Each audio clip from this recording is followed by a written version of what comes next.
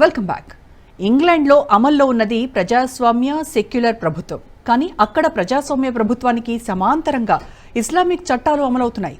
Britain చట్టం ప్రకారం ఏ వర్గ ప్రజలకు ప్రత్యేకమైన హక్కులు లేవు. అందరికీ సమానమైన విధానాలే అమల్లో ఉంటాయి. కానీ వ్యవహారంలో మాత్రం ముస్లింలు దేశ చట్టాల పరిధిలో ఉండటం లేదు. ప్రత్యేకమైన షరియా చట్టాన్ని వారు ఫాలో అవుతున్నారు.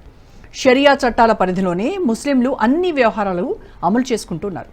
ఎంతో బలమైన ప్రభుత్వ వ్యవస్థలకు సమాంతరంగా వ్యవహారాలు నడిపిస్తున్నారు. పార్లమెంట్ కానీ కోర్టులు కానీ ఈ వ్యవహారాలను దాదాపుగా పట్టించుకునే పరిస్థితి లేకుండా పోయిందట. అక్కడి న్యాయ నిపుణులు, మేధావులు ఈ పరిస్థితిని చూసి ఆందోళన చెందుతున్న ఇంగ్లాండ్ పాలకులు మాత్రం దీనిపై దృష్టి సారించడం లేదు. ఫలితంగా ఇంగ్లాండ్ ఎంత ప్రమాదకరమైన సిచ్యువేషన్లోకి ఒరిగిపోతుందో మీరే చూడండి.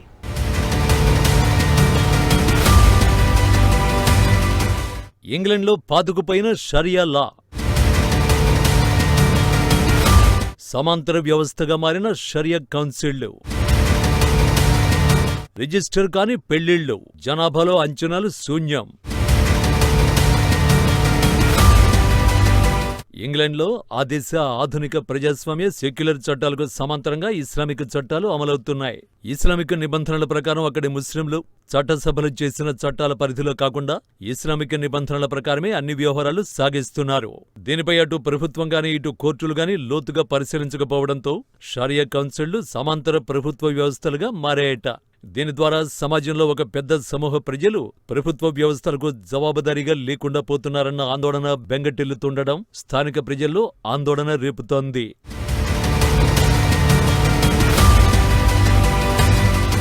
బ్రిటన్లో ఇస్లాం పరిధిలో పనిచేసే షరియా కోర్టుల సంఖ్య నానాటికి పెరుగుతోందట. 1982లో మొదటి షరియా కౌన్సిల్ ఏర్పడితే ఇప్పుడు 85 కౌన్సిళ్లు ఏర్పడ్డాయట. మరి ఈ షరియా కౌన్సిళ్లు ఏం చేస్తాయి? షరియా కౌన్సిళ్లు ప్రధానంగా ముస్లిం మహిళలకు సమాచార సేవలందించడానికి ఉద్దేశించారట.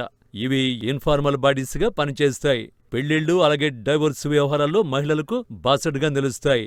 ముస్లింలంతా పెళ్లిళ్లు డైవోర్స్ వ్యవహారాల్లో ఇస్లామిక్ రూలింగ్ నే ఫాలో అవుతున్నారు. అలా ఇస్లామిక్ రూలింగ్ కోసమే ఈ షరియా కౌన్సిళ్లను ఆశ్రయిస్తున్నారు.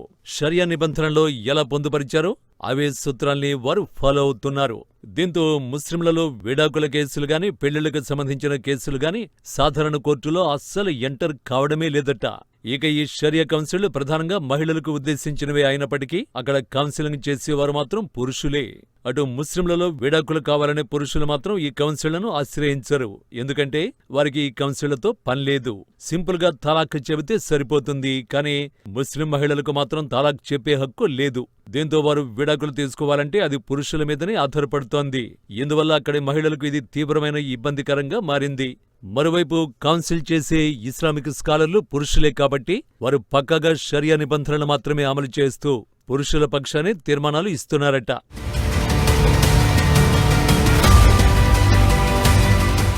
ఇక ఇంగ్లాండ్లో ఇలా షరియా కౌన్సిళ్లు ఏర్పాటవడం మొదలయ్యాక యూరోప్ నుంచి నార్త్ అమెరికా నుంచి పెద్ద ఎత్తున ఇంగ్లాండ్లోని షరియా కౌన్సిళ్లను ఆశ్రయిస్తున్నారు. దీంతో ఇక్కడి కౌన్సిళ్లు అంతర్జాతీయ ఇస్లామిక్ కోర్టులుగా చెలామణి అవుతున్నాయి.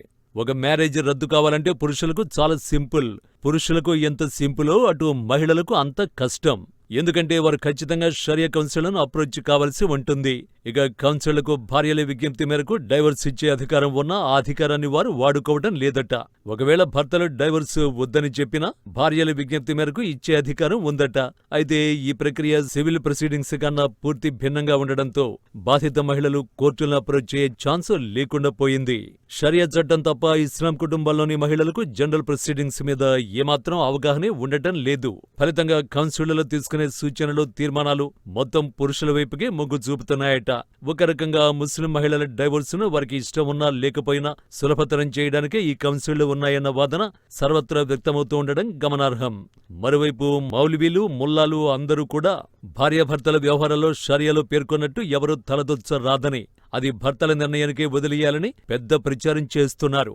దీంతో ఇంగ్లాండ్ ప్రభుత్వ చట్టాలకు సమాంతరంగా ఇస్లామిక్ షరియా చట్టం పక్కాగా పకడ్బందీగా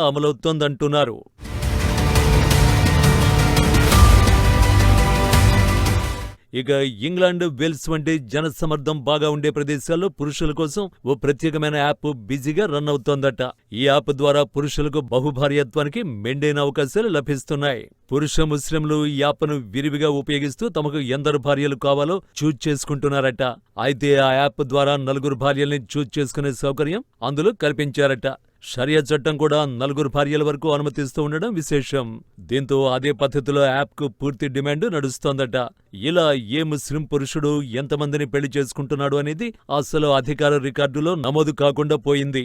ఎంతమందికి ఎన్ని పెళ్లిళ్లయ్యాయి, వారికి పుట్టిన పిల్లలు ఎంతమంది అనే వివరాలేవి ఇప్పుడు బ్రిటన్ ప్రభుత్వం దగ్గర లేకుండా పోయాయట. 2024 డిసెంబర్ లెక్కల ప్రకారం దాదాపు 1,00,000 పెళ్లిళ్లు రిజిస్టర్ కాలేదని సమాచారం. మరి 1,00,000 పెళ్లిళ్లే నమోదు కాకపోతే వారికి పుట్టిన పిల్లల లెక్క ఎలా తెలుస్తోందన్న కీ పాయింట్ మీద ఇప్పుడు బిగ్ డిస్కషన్ నడుస్తోంది. మరోవైపు ముస్లింలకు అనంతంగా పుట్టుకొస్తున్న పిల్లలతో ఇదో సామాజిక సమస్యగా తయారై కూర్చుంది. ఆ భారం మొత్తం బ్రిటన్ ప్రభుత్వమే మోయాల్సి వస్తోంది. గతంలో ఇదంతా గుట్టుగా జరిగిపోతుండగా ఇప్పుడు సోషల్ మీడియా కారణంగా ఎవరేం చేస్తున్నారో, ఎవరేం ఆర్గనైజేషన్లు నడిపిస్తున్నారో, వారి టార్గెట్స్ ఏంటి అనేవి తెలిసిపోతున్న కారణంగా ఈ వ్యవహారాలు బయటపడుతూ ఆ దేశ ట్యాక్స్ పేయర్స్ ని ఆందోళనకు గురిచేస్తున్నాయి.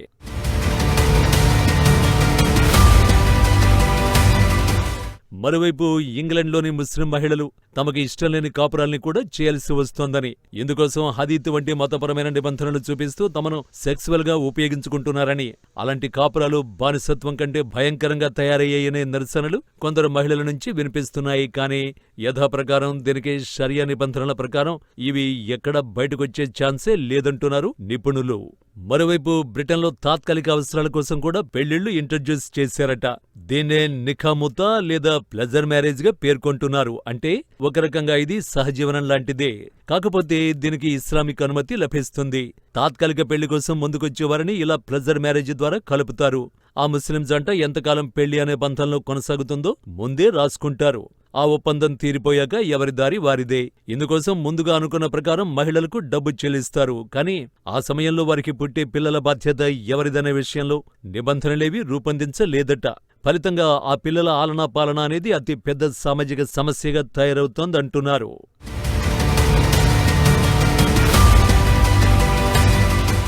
యాప్ ద్వారా పురుషులు బహుభార్యల్ని ఎంచుకునే సిస్టమ్ని బ్రిటన్లోని నేషనల్ సెక్యులర్ సొసైటీ ప్రశ్నించింది.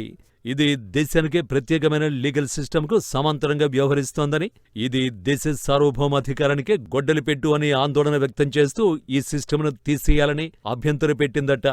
దేశ చట్టాల్లో రాసుకున్నట్టు మహిళలు సమాన హక్కులు, సమాన అవకాశాల గురించి రాసుకున్నాం. కానీ ఇది మహిళల సమాన హక్కులను కాలరాస్తోందనే అభ్యంతరాలు తీవ్రమైపోయాయి. ఇలాంటి ఇస్లామిక్ ప్రాసెస్ను రెగ్యులేట్ చేయడానికి గతంలో థెరెసా మే ప్రభుత్వం ఓ ప్రయత్నం చేసింది. ఇండిపెండెంట్ రివ్యూ కోసం కమిషన్ వేశారు. బ్రిటిష్ చట్టాలకు షరియా చట్టం అనేది ఆల్టర్నేట్ గా మారుతుందనే ఆందోళన తీవ్రస్థాయిలోనే వ్యక్తమైంది. కానీ ఇస్లామిక్ స్కాలర్స్ నుంచి వ్యతిరేకత రావడంతో పాటు అక్కడి పాలకులు కూడా లిబరల్ ఇస్లామిజం వైపు మొగ్గు చూపిన కారణంగా అదిప్పుడు నానాటికి బలపడుతూ వచ్చి ఓ పెను సవాలుగా ముందు నిలిచింది అంటున్నారు. బ్రిటన్లో ద నేషనల్ సెక్యులర్ సొసైటీ అనే ఆర్గనైజేషన్ సెక్యులరిజాన్ని ప్రమోట్ చేస్తుంది. సమాంతరంగా తయారైన వ్యవస్థల్ని నిజాయితీగా ప్రశ్నిస్తుంది ఈ సంస్థ.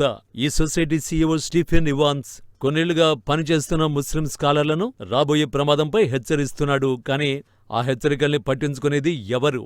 దేశంలో అనధికారికంగా వెలిసిన షరియా కౌన్సిళ్లు బ్రిటన్లో పాక్షిక ప్రభుత్వ వ్యవహారాలు నడిపిస్తున్నాయని నిపుణులు ఆందోళన వ్యక్తం చేస్తున్నారు.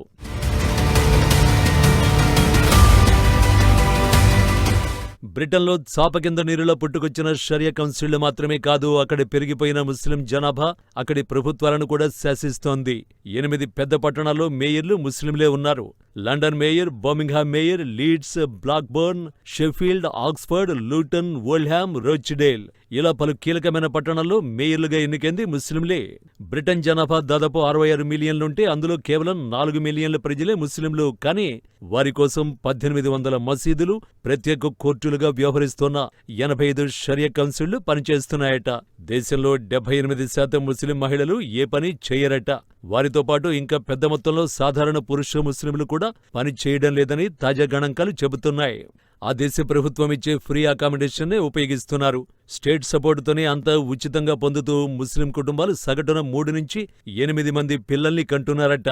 మరోవైపు ప్రతి స్కూల్లోనూ ఇస్లామిక్ పాఠాలు విధిగా బోధించవలసిన పరిస్థితులు ఏర్పడ్డాయి. ఇలాంటి పరిస్థితుల్లో బ్రిటన్లో రానున్న ఉపద్రవాన్ని ఎలా ఎదుర్కోవాలో తెలియక మేధావులు ఆందోళన పడుతుంటే, పాలకులు మాత్రం ఇస్లామిక్ సంతుష్టీకరణ కోసం శాయశక్తులా ప్రయత్నిస్తున్నారన్న వ్యాఖ్యలు సర్వత్రా వినిపిస్తున్నాయి. మొత్తానికి ఇంగ్లండ్లో కనిపిస్తున్న షరియా నిబంధనల తీరు చూస్తే మిగతా దేశాలు కూడా అలర్ట్ కావాలన్న అభిప్రాయాలు మాత్రం నానాటికి బలపడుతున్నాయి.